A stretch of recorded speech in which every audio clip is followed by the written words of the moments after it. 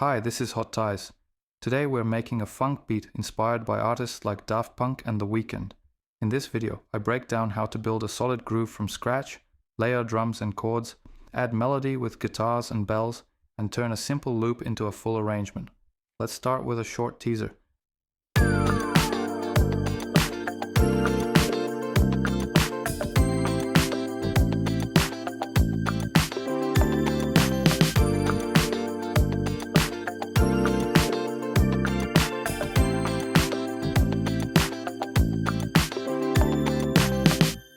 The first thing we'll do is set the tempo to 100. Next, the main drum pattern consists of a kick, a snare, a clap, and an additional clap. This is how the drum pattern sounds.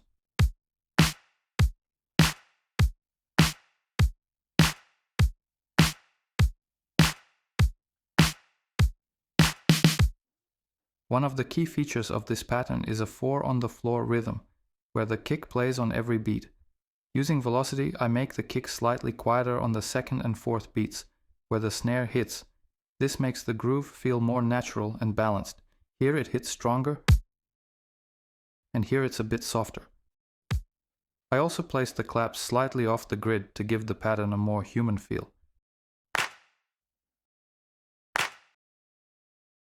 I'm using two hi-hat samples, a closed hat and an open hat.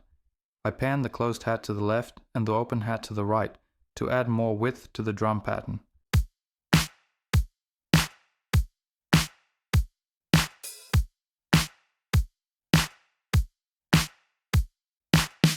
Next, I add some percussion to the drums. I start with a tambourine. I use two different sounds here. The first tambourine is very simple,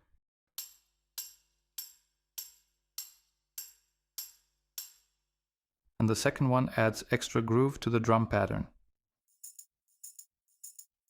Here's a small trick I want to show you. This is how the tambourine sounds originally. With this plugin, I make it quieter at the moments when the second tambourine plays. You could get a similar effect with sidechain compression, but this plugin lets you do it without using an external signal. It also allows you to create almost any volume envelope you want.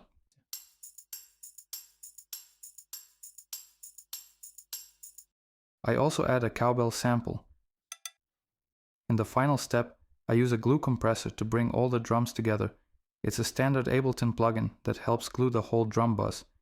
Then I do a bit of EQ to fine-tune the tone of the drums. At the end, I use an isotope limiter to prevent any clipping and keep the levels under control. And this is the final result.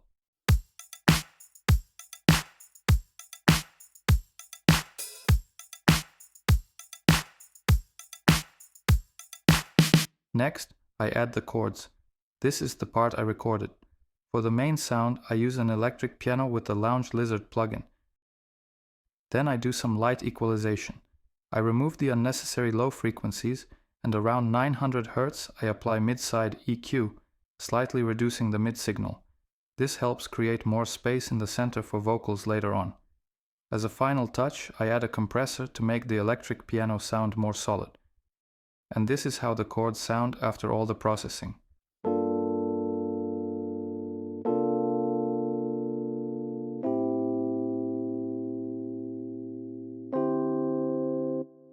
Now we move on to the bass. For the bass, I use the Rickenbacker bass library for Contact. The bass line mostly follows the root notes of the chords. I also add some ghost notes. These are very soft notes that don't stand out, but they add groove and make the bassline feel more alive. At the end of the bassline I add a slide. It sounds like the finger is sliding from one note to another on the string, which makes the bass feel more natural and expressive. Let's listen to how the bassline sounds.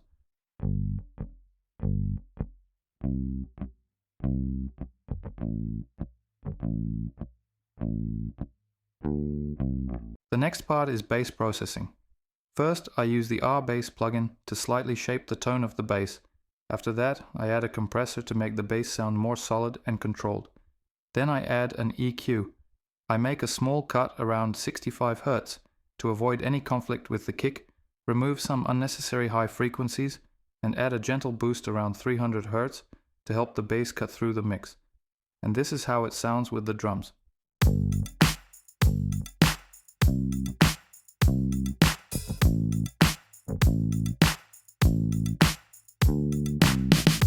Now we move on to creating the guitar parts. The first guitar is a rhythm guitar.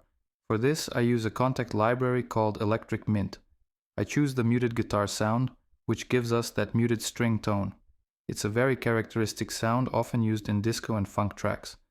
I record a very simple part because it's focused more on rhythm than melody. The guitar works more like a percussive element and helps support the groove. To shape the tone of the guitar, I use guitar rig. This is where the main character of the sound comes from. Then I do some light equalization. I remove the unnecessary low frequencies and slightly boost around 1700 Hz to add more clarity. After that, I add a glue compressor to bring out more attack and make the guitar feel tighter. At the end, I use another EQ to fine-tune the sound and help it sit better in the mix.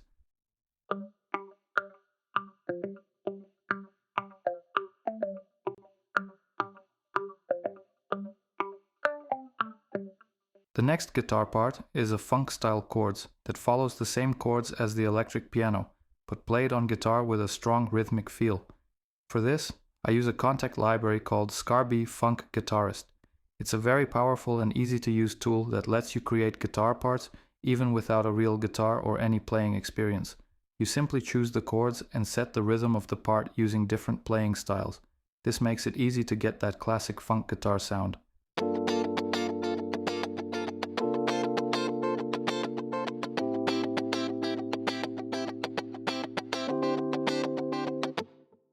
I process the guitar using the CLA Guitars plugin to shape the overall tone. Then I do some EQ. I remove the unnecessary low frequencies, add a small boost around 2000 Hz for clarity, and adjust the high end so the guitar doesn't sound too bright. And this is how everything sounds with the guitars.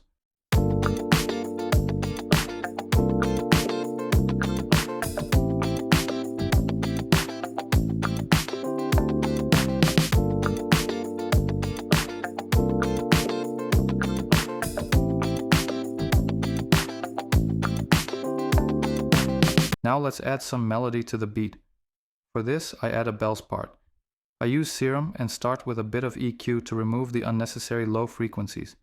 The bells part itself is very simple. It adds a melodic touch without overcrowding the arrangement. And this is how it sounds in context.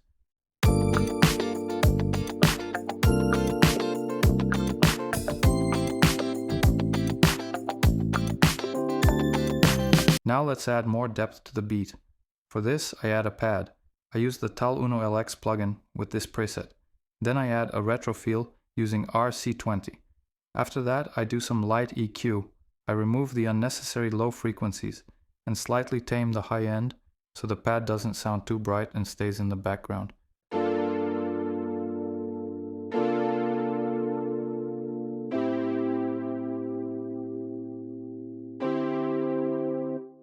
Now that we have a solid 4-bar loop, I duplicate it and add some variation to the second part.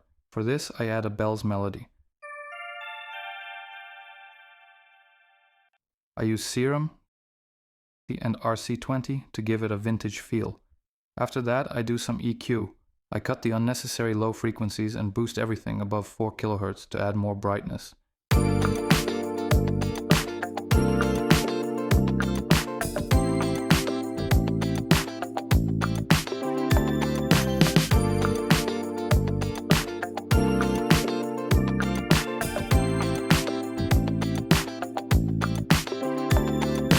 As the final element, I add a strings part to the beat. It's a very simple part, just one sustained note playing across the entire 8-bar loop. It works as a background layer and helps tie all the elements together. For the sound, I use the Korg M1 synth. For the effects, I use this sample to accent the first bar.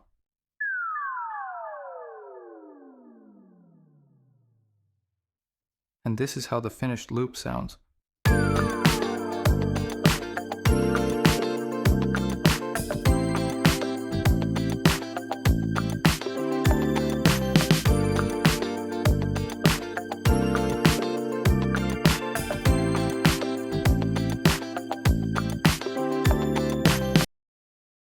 I create a quick arrangement of the beat. It includes an intro, a verse, and a chorus.